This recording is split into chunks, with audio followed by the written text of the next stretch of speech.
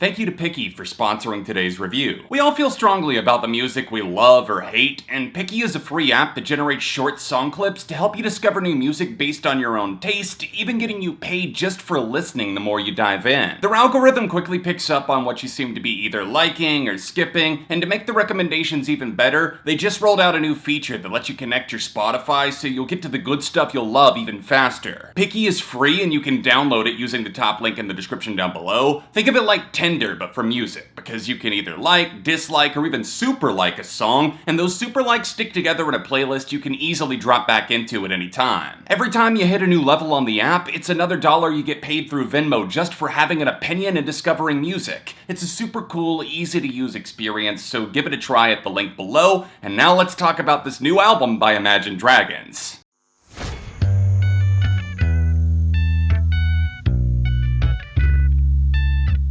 Hey neighbor, welcome back to ARTV. My name is John, and today I'm reviewing a band that I've always had a bit of a rough go with. It's the Las Vegas pop rockers Imagine Dragons and their fifth album, Mercury Act 1. According to the guys, this isn't a traditional double album, but part 2 will be coming in the future with a different theme, with Act 1 being the deeply personal family affair straight from the heart of Dan Reynolds. Origins was their last album, and that dropped about 3 years ago. Not that that's an abnormally long gap for some bands, but Imagine Dragons were always pretty aggressive about their release schedule, as they packed in 4 albums and a slew of singles between 2012 and 2018. I did find Origins significantly better than the utter despair of the genre-hopping butt-wipe Evolve, but somehow significantly better still wasn't anything close to great, and I found myself really enjoying the silence as they focused on family and took some much-needed time away from the machine. My circuit boards exploded when the first pair of singles from Mercury landed. I couldn't and still can't wrap my head around how uncomplimentary they are to each other, and that stands true even now, since they're placed back-to-back in the track list. The legendary Rick Rubin handled the executive production, so with Dan showing him 100+ ideas to choose from, I can't even come close to understanding why they picked Cutthroat as the song to bring to life. It's fucking terrible. Follow You practically burst with a bubbly hard eyes aura, the complete lovey-dovey antithesis to the nightmares of Cutthroat, but credit where it's due, the album stays incredibly inconsistent the entire runtime, as ID belt out some of their all-time best and worst material. You can feel the fight, the desire to buck the chains of the mainstream holding them down, tying them to these cookie-cutter boxes they've been selling in exchange for hits, but the desire doesn't fully outweigh the tropes as Mercury lingers in retrograde on this really bizarre bullet train that attempts to keep a foot in 2 worlds simultaneously. There was one major breakthrough here, and that's Dan Reynolds channeling more raw personal emotions into a record than ever before.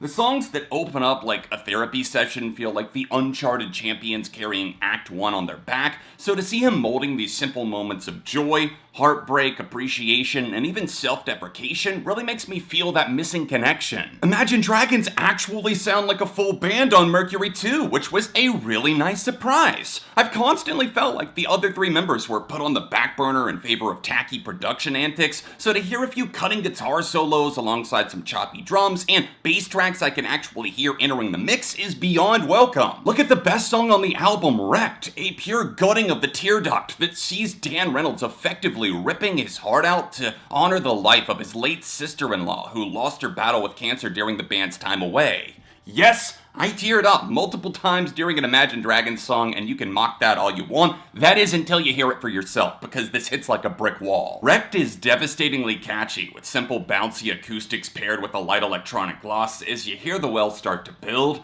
But the chorus is where the flood kicks in, backed by searing guitars that actually feel properly mixed, and a masterful showing from Dan. I don't think calling this their best song to date is an understatement. It's real, it's crushing, and they even tacked on that beautiful solo to round it out. That level of praise isn't something I can keep up, since that was the best song by a comfortable margin, but there are some other unexpected moments of clarity worth mentioning, like Monday. Everything feels glitched out and danceable here, with some 80s guitar strokes tossed in to give it that loose retro feeling, with a pinched off, washed out solo that sounds like an underwater groove. The falsetto tricks actually pan out here, compared to the 21 Pilots knockoff Easy Come, Easy Go that fails to hit home its message of drifting friendships, but I think a lot of that has to do with the stale instrumentation. Monday lights up with a playful, romantic energy, and I love the way that Dan sings about his wife being like a Monday, as in she's the most underrated day of the week, a fresh start. I thought that was a really clever way to compliment someone. It's really genuinely sweet, and the band swam outside of their normal fishbowl in the best way. My Life opens the album with tender strings, stadium-charged piano hits, and a bellowing vocal show that sees their frontman looking inward with a really cinematic angle. For a group that's really known for their optimism, this feels like not that in a very refreshing way. And I know that kind of sounds bad, like, come on, Imagine Dragons, be sad, damn it!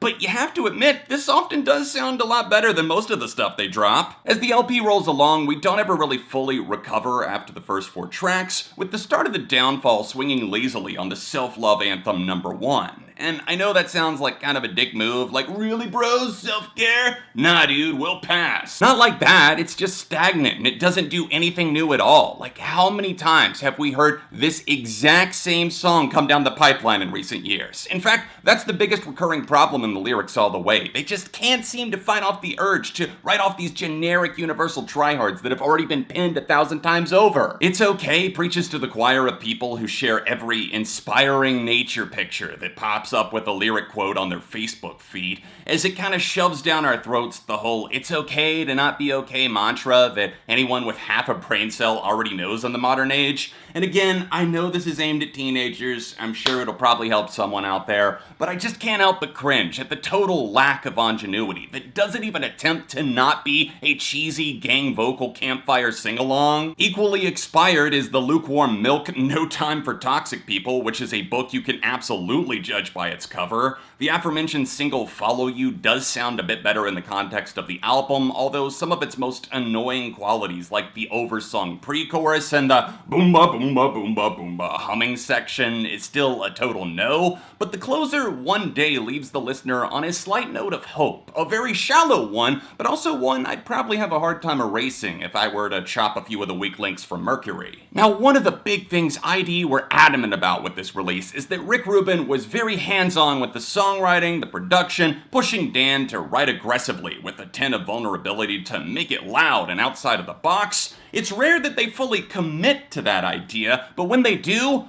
holy shit, results may vary. The chaotic storms they were chasing flare up on the hip-hop inspired Giants that pounds with some off-kilter vocals, a few screams thrown in there that's alluding to something we'll get to in just a moment, some deep bass and watery drum programming, and the late in the album cuts Dull Knives and Cutthroat. All 3 of these are very, very different songs, but I grouped them together because they seem like the trilogy of firepower, for better or for worse. You probably already know how I feel about Cutthroat, but to jog your memory, I think this is one of the worst songs, if not the worst song of 2021. For something that's going for this depiction of battling your own mind, this feels a lot like slamming your head into a fucking rusty pipe, as Dan's vocals are just total garbage. He's screaming, flailing about wildly like a fish out of water, and it only takes about 40 seconds to seal its own fate over this derivative 90s rap production cadence that only gets more hellish the longer you listen. Dull Knives rules though! This is what I'm talking about. Give us this. Desperation forcing its way to inspire a sense of heart that the Dragons rarely nail on this scale. Raucous guitars topped off with a flaming solo sound even more killer, and to anyone thinking that I just hate Dan doing anything outside of the box vocally, 1, I already praised Monday, and 2, you're looking at one of the best on the album right here. Mercury Act 1 goes down as one of the best and worst moments in the Imagine Dragons canon? Kudos to them for making progress, but also shame for the over-reliance on outdated tropes and shoddy craftsmanship. I don't know, man, this album is really messy, but some of it does work against all odds despite its terrible detours, so while I still can't call this a great, or even good, album, there are a few great songs, so I'm giving their 5th record a 3. Are you as split on Mercury as me, or do you feel a different way entirely? Take to the skies with your thoughts, and by skies, I mean comments, and while you're you're down there, smash that like button because you know it helps. Check out my top 10 Imagine Dragons list here, or see another recent review over here. A major thank you to my current $75 patrons Brandon, Clio, Sombre artist Daycallhiss, and Jacob, and I'll be back soon with more on ARTV.